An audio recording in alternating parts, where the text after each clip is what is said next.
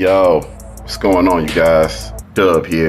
I'm back again with this C532R Runlist build for you guys. And gotta be honest, I was gonna make this build with the stock engine, but first lobby I jumped in, I don't know if people were cheating in there. I know they were definitely ramming a lot, but I went ahead and copped out and did another engine swap.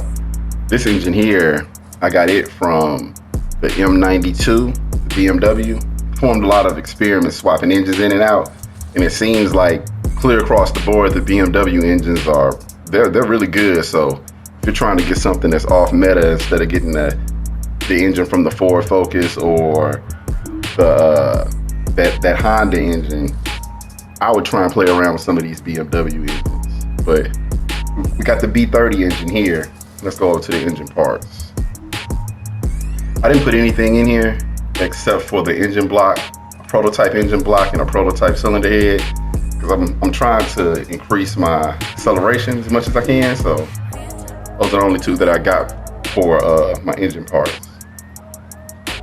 I got my cylinder head set to 333 and my engine block set to 397. Jumping over here to the drivetrain, we got the T50S in here. We got a prototype clutch, got the ultimate differential, got the prototype transmission, and we're, of course, all-wheel drive. All right. Gear shifting speed set to 0.04, lock acceleration set to 1, lock deceleration set to 0.06, preload set to 520 in the front. In the rear, we got it set to 1 for the lock acceleration. We got the lock deceleration set to 0.28 and the preload set to 520. We have the lock acceleration and the preload set up to the max on front and back because we're trying to maximize our acceleration. We got the deceleration set low on the front like this to get more grip in the front. And the back, we needed to kick out a little bit, but not too much. So we got it set kind of low as well. Got the final drive set to 4 because I'm trying to maximize my acceleration.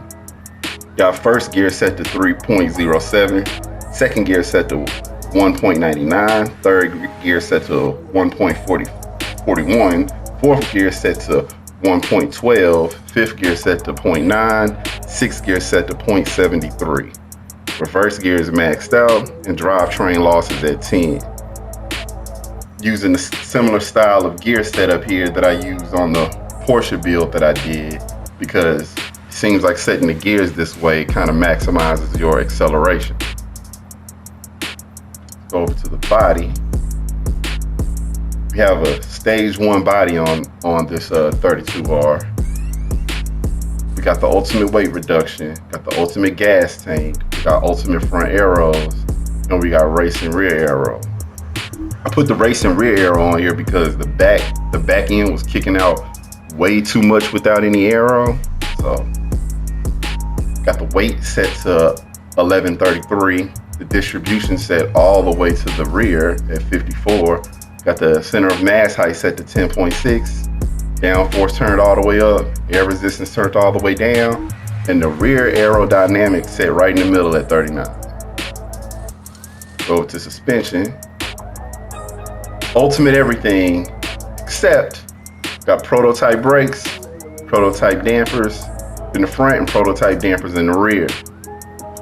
And I did this because I need to be able to brake as hard and effective as possible in the game. And the dampers, I just wanted something so when I am running into the dirt or I'm hitting rocks or whatever, the car won't go flying off into the sunset somewhere. So, all right.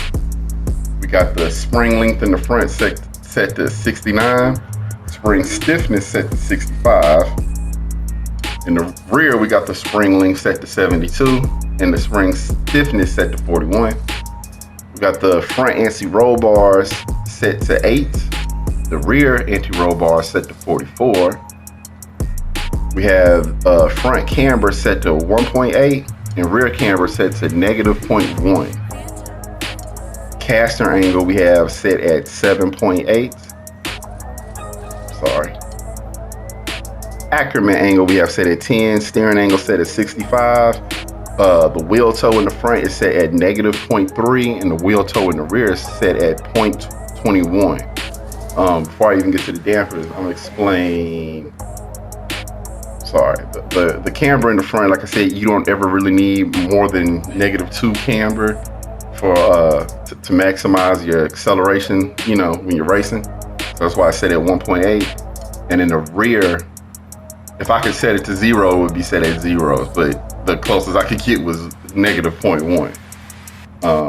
Caster angle, I have it set at 7.8 because I kind of wanted it kind of loose and not bring the steering wheel back too fast, but the lower I had it set down, it was coming back way too fast for me and messing up when I was trying to slide through some of the turns, just, you know, hitting the e-brake or holding it or clutch kicking it into the turns, and it was kind of returning back just too fast. So that's why I have it set at 7.8.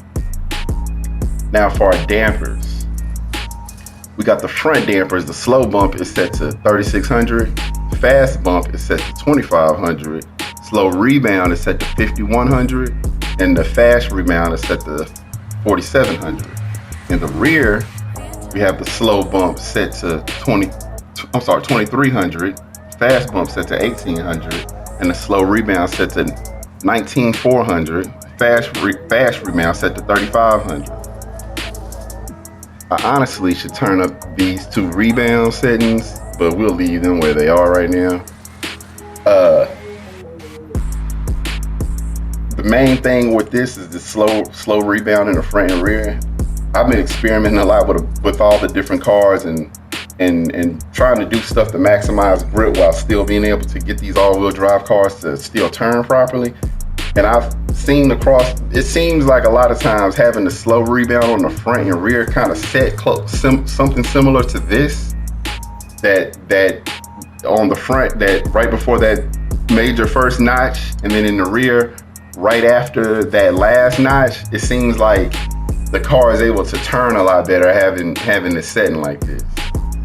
The brake force, I got this set to the max, and I got the front brake balance set to 35 because I'm trying to get the brake balance to be a little bit more in the rear, so to help me, you know, pivot the car a little bit more when I'm braking.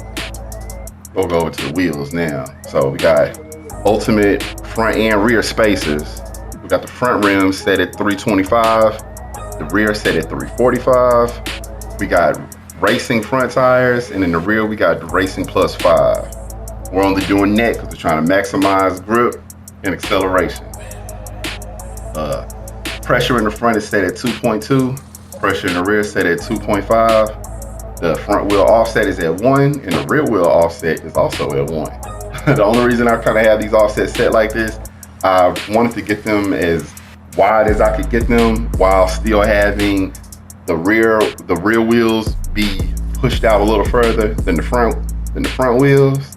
And I was trying not to have it, you know, the back tires bleed through the actual body of the car. And that's it right there, you guys. So if you like the build, like, subscribe. If you don't like it, let me know. If you got any requests, let me know as well too. So see y'all later. Peace.